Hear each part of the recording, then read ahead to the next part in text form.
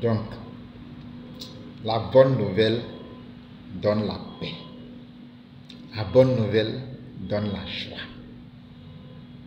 C'est ainsi que vous serez discerner le vrai du faux.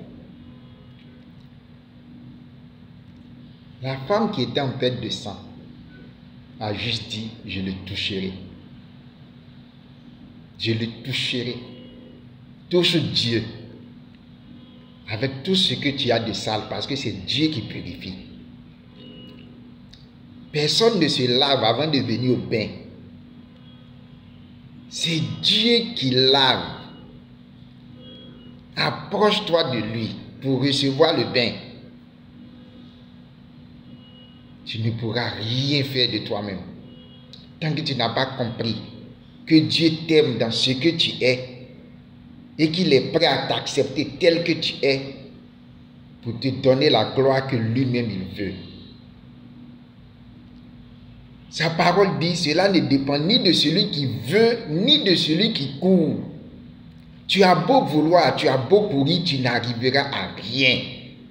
Mais cela dépend de Dieu qui fait miséricorde. Car lui-même va créer en toi le vouloir et le faire. Vivre dans la chair, ce n'est pas péché. Vivre dans la chair, c'est penser qu'on peut obéir à Dieu par nos forces. C'est penser qu'on peut obéir à Dieu en faisant de bonnes œuvres. C'est faire confiance en sa chair pour faire ce que Dieu veut.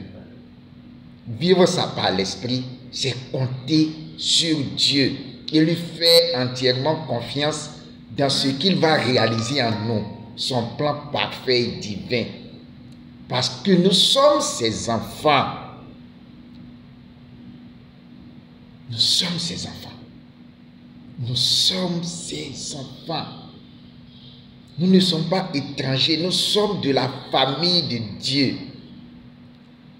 Héritier de Dieu, co-héritier de Christ, qui est notre frère. C'est des choses que l'esprit humain a du mal à appréhender. Mais c'est la vérité divine, c'est la vérité biblique, c'est la vérité de la parole de Dieu.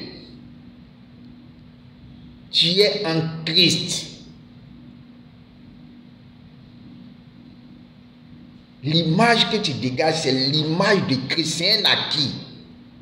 Cela ne dépend pas de ton comportement, de ton caractère, mais de ce que tu as la foi en Christ.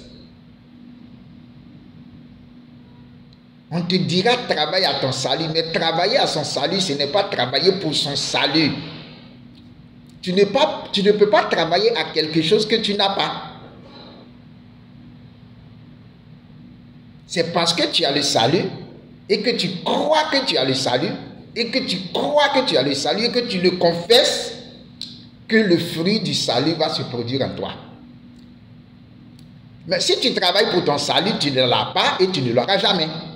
Parce qu'aucun homme par sa chair ne peut obéir à la loi de Dieu. C'est pour cela que Christ, en venant dans ce monde, a dit, tu n'as voulu ni sacrifice ni offrande, mais tu m'as donné un corps.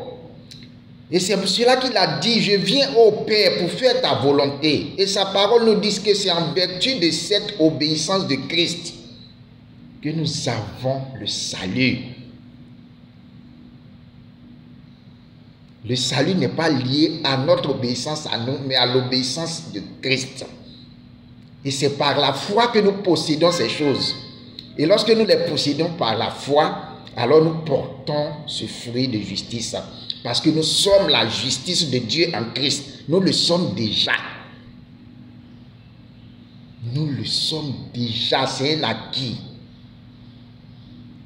Donc plus nous sémons le fruit de la justice en nous, par notre foi en cette justice que nous sommes, plus nous produirons le fruit de la justice. Que Dieu te bénisse ce matin. Sache que Dieu veut que tu t'approches de lui. Tu es proche, mais ton esprit te dit que Dieu est loin parce que tu as fait des fautes. Des prédications te disent que Dieu est loin parce que tu as fait des fautes. Ce n'est pas vrai. Celui qui a donné son fils pour toi lorsque tu étais encore pécheur ne te lâchera jamais.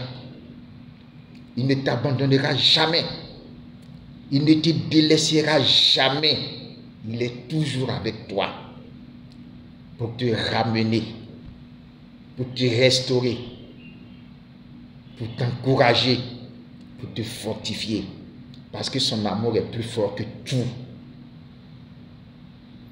Que Dieu te bénisse ce matin. Crois en lui. Crois seulement. Crois que tu es juste. Crois que tu es saint. Parce que tu l'es en Christ. Dieu te bénisse. À la prochaine.